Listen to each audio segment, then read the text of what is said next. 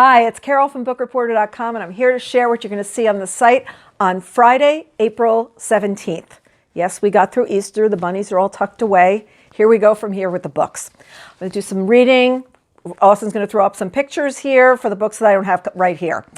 Masked Prey, a Lucas Davenport novel by Jan Sandford, is the first book we're going to be reviewing this week. The daughter of a U.S. senator is monitoring her social media presence when she finds a picture of herself on a strange blog. And there are other pictures of the children of other influential Washington politicians walking or standing by their schools, each identified by name. Surrounding the photos are texts of vicious political rants from a motley variety of radical groups. It's obviously alarming. So what's going on here? With no place else to turn, the influential senators decide to call in someone who could operate outside the FBI's constraints. And who is it? It's Lucas Davenport. So there you go. Our next book is Redhead by the Side of the Road by Ann Tyler. Mika Mortimer is a creature of habit, a self-employed tech expert, superintendent of his Baltimore apartment building. Cautious to a fault behind the steering wheel, he seems content, leading a steady, circumscribed life. But one day his routines are blown apart when his woman friend, refuses to call anyone in her late 30s a girlfriend, tells him she's facing eviction, and a teenager shows up in the door claiming to be his son. These surprises and the way they throw Mika's meticulously life altered and off-kilter is risk-changing him forever. So let's see what happens when it's the redhead by the side of the road. Afterlife by Julia Alvarez is her first adult novel in 15 years. In it, Antonia Vega, the immigrant writer at the center of Afterlife, has had the rug pulled out from under her. She has just retired from the college where she taught English when her beloved husband Sam suddenly dies. And then there are more jolts to her life. Her big-hearted but unstable sister disappears. An undocumented pregnant teenager shows up on her doorstep. She's always sought direction in the literature she loves. Lines from her favorite authors play like a soundtrack. And now she finds that the world she's living in really demands more than just words. Next up, we have The New Husband by D.J. Palmer. This is one of my handy-dandy little stickers here on the side that says that this is a book I want to be reading in April. So what we have here, this is a terrific, terrific thriller. Nina Garrity never got to confront her husband, Glenn, about his affair or any of his other misdeeds, as he presumably drowned while fishing on his boat. A year and a half after the accident, Nina considers herself a widow, even though there's no body. Following a chance encounter with Simon Fitch, a teacher from her daughter Maggie's middle school, Nina finds love again. Simon, a widower still grieving the suicide of his first wife, has found the dream girl in her as well. Nina's teenage son embraces Simon as the father he wishes his dad could have been.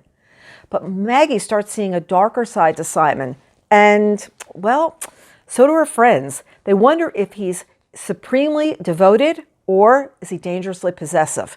Really tightly written thriller by D.J. Palmer. Next, we have our interview. Had a really great time talking to Don Winslow this week about Broken. These are 6 novellas. They're really tightly written. They're beautifully crafted. We actually talked about the pacing of the book and just so much. And I just want you to know that Don thinks he can get me up on a surfboard someday. I think that's highly unlikely, but we talked about that also during this really terrific interview that I hope you enjoy. Next week is the last week of our spring preview contest, our dedicated daily contest. Note that when we're asking you to enter, we're also asking if you want to win an ebook or a print book, simply because a lot of the publishers do not have access to print books right now. So we're trying to give away, let us know if you want the e-copy instead. We might be able to get it to you more quickly. So the first book up is Feels Like Falling by Kristy, Woodson, Harvey. It's summertime on the North Carolina coast, one of my favorite places to be, and the living is easy. Unless, that is, you've just lost your mother to cancer, your sister to her extremist husband, and your husband to his executive assistant. This is not a good day. Meet Gray Howard. Right when Gray could use a serious infusion of good karma in her life, she inadvertently gets a stranger. Diana Harrington fired from her job at the local pharmacy. Diana's summer isn't off to the greatest start either, because hours after losing her job, she broke up with her boyfriend and moved out of their shared home with only a worn-out Impala for a bed. Lucky for her, Gray has an empty guest house and a very guilty conscience. With Gray's kindness, Diana's life begins to turn, and when her first love returns, every secret from her past seems to resurface all at once. So there we've got, for us to be starting to think about summer, starting to think about those great days of going to the beach. This is a good start. Next, we've got The Heirloom Garden by Viola Shipman. Always loved Viola Shipman books. One of the things that really works so well about them is they're stories from the heart, and they're really going to make you think about times where people were looking at simpler things, and why don't we get ourselves back to the basics? And here we're looking at an heirloom garden. Viola Shipman here is exploring the unlikely relationship between two very different women brought together by the pain of war, but bonded by hope, purpose, and flowers. And this time of year, I am so ready to be thinking about flowers. Iris Maynard lost her husband in World War II, her daughter to illness, and finally, her reason to live. Walled off from the world for decades behind a towering fence surrounding her home, Iris has built a new family of flowers. Iris propagates her own daylilies and roses while tending to a garden filled with heirloom starts that keep the memories of her loved ones alive. When Abby Peterson moves next door with her family, a husband traumatized by his service in the Iraq War and a young daughter searching for stability, Iris is reluctantly yet inevitably drawn into her boisterous neighbor's life, where, united by loss and a love of flowers, she and Abby tentatively unearth their secrets and help each other to really see how much life they still have left to live. Members Only by Samir Pandya really sounds like a terrific book. First, the white members of Rajbat's posh tennis club call him racist. Then his life falls apart. Along the way, he wonders, where does he, a brown man, really belong in America today? Raj is often unsure where he belongs. Having to move to America from Bombay as a child, he knew few Indian kids. Now middle-aged, he lives mostly happily in California with a job at a university. Still, his white wife seems fit in better than he does at times, especially at their tennis club, a place he cautiously comes to love. But there's that one week when his life unravels. It begins in a meeting for potential new members. He's thrilled to find an African-American couple on the list as he dreams of a more diverse club. But in an effort to connect, he makes a racist joke, and the committee turns on him. And no matter what the years of prejudice that he's put up against, now he's in a really difficult position.